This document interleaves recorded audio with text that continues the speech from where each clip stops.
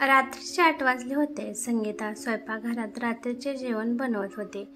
जेवण जवळपास बनवून पूर्ण होत आले होते. फक्त डाळीला तडका मारणं बाकी होतं. तसेही संगीताने दुपारी मटर पनीर, राजमा, भात आणि चपाती आणि तांदळाची खीर केली होती. त्यामुळे रात्रीसाठी वरण भातच बनवले होते. आता साधे जेवणच बरे अशा विचारात संगीता होती. तेवढे तिची सासू मीनाताई स्वयंपाकघरात आल्या आणि संगीताला बोलू लागल्या. तन्वीचे सासरे खूप दिवसानंतर अचानक येणार आहेत. चांगले जेवण बनव. कशाची पण कमतरता करू नकोस. भरपूर प्रमाणात तेल, तिखट, मीठ वापर. नाहीतर विनाकारण तन्वीला तिच्या सासरचे कोणी बोलायला नको. मी खिडकीचे पडदे बदलून घेते. आणि हो, सचिन आला ना, म्हणजे त्यांचा मुलगा, तर आम्ही दोघं पटकन जाऊन तन्वीच्या सासूसाठी एक महागातली साडी आणतो. असं बोलून ती संगीताचं काही न ऐकता हॉलमध्ये निघून जाते. कारण तिला माहीत होतं संगीता सगळं सांभाळून घेईल. पण आता सासूचे बोलणे ऐकून संगीताला 15 दिवसापूर्वीची गोष्ट आठवली. तेव्हा तिच्या मनाला खूप वाईट वाटले. तसे तिच्या सासूबाईची सवयच होती. त्यांच्याकडील नातेवाईक आले की त्यांचा पाहुणचार चांगल्या प्रकारे करायचा. पण जर संगीताच्याकडून कोण पाहुणे येणार असतील तर त्यांचा आदर आणि पाहुणचार तिच्या सासूबाई अजिबात करत नव्हत्या. त्यांच्यासाठी काय आणायचे म्हटलं की कमी किमतीचं आण असे आवर्जून सांगत की. संगीताचे आई वडील आपल्या मुलीच्या घरी सारखी येत नसत तरी त्यांना घरात शिल्लक असलेले पदार्थ देण्यात येत असे.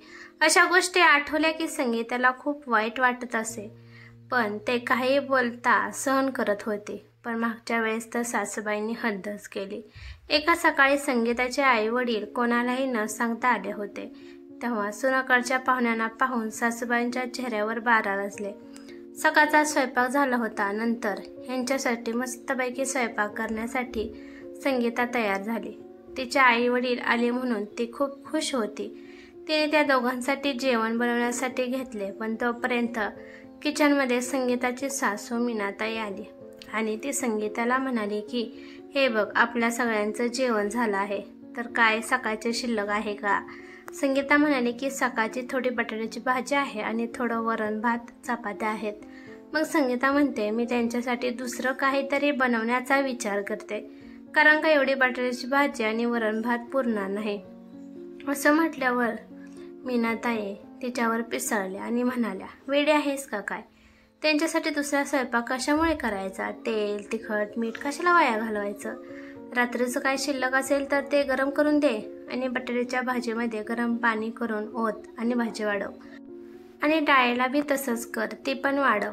संगीताने तिच्या आईवडिलांसाठी चहा ठेवला होता. तर संगीता त्याच्यामध्ये पण दूध ओतायला गेली तर सासूबाईने लगेच तिच्या हातातलं दुधाचं पातेलं हिसकावून घेतलं आणि घोटभरच दूध चहामध्ये ओतलं आणि पातेलं फ्रीजमध्ये नेऊन ठेवलं. फक्त खाण्यापिण्याच्या बाबतीतच त्या अशा करत असेल तर त्यांना संगीताच्या घरचे इकडे आलेले आवडतच नव्हते.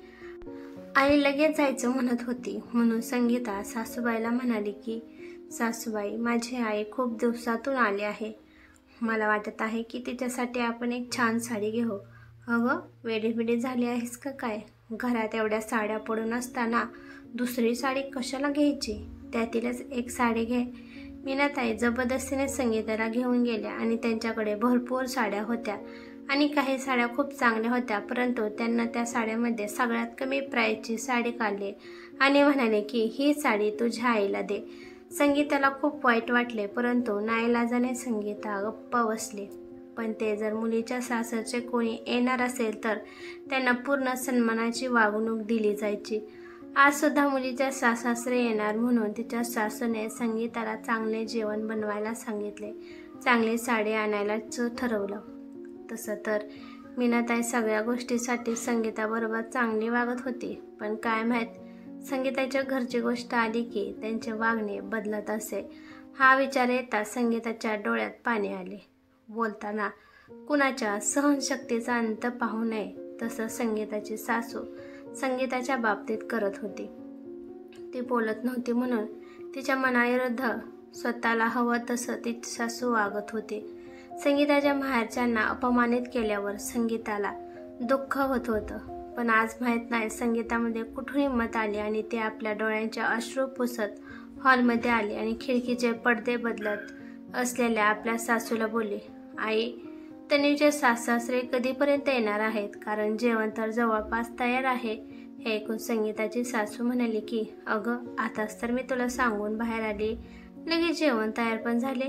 मग संगीता म्हणते की आई, जेवण म्हणजे भात आणि डाळ तयार आहे. डाळीमध्ये पाणी घालून वाढवते आणि दुपारचं काही भाज्या शिल्लक आहेत त्यात पाणी घालून भाजी वाढवते. त्यामुळे जास्तीचं जेवण बनवायला नको. तसेच तुम्हीच त्या दिवशी बोलत होता, जवळचे पाहुणे हे आपल्या घरचेच असतात, त्यांना वाईट वाटत नाही. त्यांना दुपारचे जेवण गरम करून दिले तर चालते, तर जेवण फुकट जायला नको. आठवते का आई तुम्हाला, 15 दिवसापूर्वी माझे आई बाबा आले होते तेव्हा तुम्ही सर्व बोलला होता. मी सुद्धा तुम्ही सांगितलेलं तसंच रात्रीचे जेवण त्यांना गरम करून दिलं होतं. आज पण तन्वी ताईचे सासरे येत आहेत, आज पण तसंच करू. त्यांना पण दुपारचे जेवण गरम करून देऊ, कारण का ते सुद्धा आपले जवळचेच पाहुणे आहेत, त्यांनाही वाईट वाटणार नाही. जेवण फुकट जायला नको. आणि साड्या आणायला कशाला, बाहेर जायचंय, घरात आपल्या भरपूर साड्या आहेत, त्यातीलच एक द्या ना कमी प्राईजची. बरोबर बोलत आहे ना मी आई? आज संगीता आपल्या सासूला जशा तसे उत्तर देत होते. कारण आजपर्यंत मीनाताई संगीताच्या घरच्यांसोबत कशा वागल्या त्याची जाणीव संगीता आज तिच्या सासूला करून देत होती की माझ्या घरच्यांसोबत तुम्ही किती चुकीचे वागत होता. संगीताचे हे बोलणं ऐकून तिच्या सासूला स्वतःचीच लाज वाटू लागली.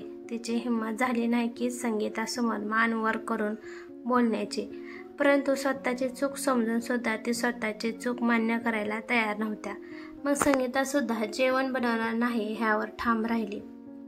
शेवटी आपल्या मुलीचे सासरे येणार, त्यांच्यासमोर जर संगीता हे सर्व बोलले तर आपली इज्जत जाईल. सुनबाई, मी आजपर्यंत तुझ्या घरच्यांसोबत चुकीचे वागले, त्यासाठी तू मला माफ कर. दुसरी गोष्ट, मी माझी मुलगी तन्वी तिच्या सासऱ्यांना मी जशी वागणूक देते तशी तुझ्या आई वडिलांना सुद्धा देईल. हा शब्द मी तुला देते. तू मला माझी चूक दाखवून दिलीस, त्यामुळे मी तुझे आभारी आहे. तेव्हा संगीता आपल्या सासूला बोलते, आई, तुम्ही माझ्या आई समान आहात. तुम्ही माझी माफी मागावी अशी माझी अजिबात इच्छा नाही. पण आपल्या घरात स्वयंपाकघरातील सर्व कामे मी करते, तरी माझ्या आईबाबांना वेगळी वागणूक दिली जायची याचे मला वाईट वाटत होते. जे काही करायचे ते सर्वांसाठी सारखे करायला हवे तेवढेच मला वाटत होते. माझे बोलणे तुम्ही समजून घेतले, त्यातच सारं काही आलं. त्या दिवसापासून संगीता सासू कोणी आलं तरी काही सांगत नव्हते. संगीताला हवं तसं ती करू शकत होती. नेहमीच असं पाहण्यात येते की सुनेकडे माणसे आली की त्यांना वेगळी वागणूक दिली जाते, पण तीच वागणूक मुलीच्या सासरे आले की लगेच वागणूक बदलून जाते. हा तुझापणा कुठेतरी थांबला पाहिजे. आपल्या मुलीच्या सासरी आपण गेलो तर आपल्याबरोबर जर तसं झालं तर आपल्या मुलीला कसं वाटेल ही गोष्ट प्रत्येकाने विचारात घेतली तर नक्कीच सर्वांना एक सारखी वागणूक मिळेल. कथा आवडल्यास लाईक, शेअर करा आणि अशाच नवनवीन कथा ऐकण्यासाठी चॅनलवरती नवीन असाल तर सबस्क्राईब करायला अजिबात विसरू नका. धन्यवाद.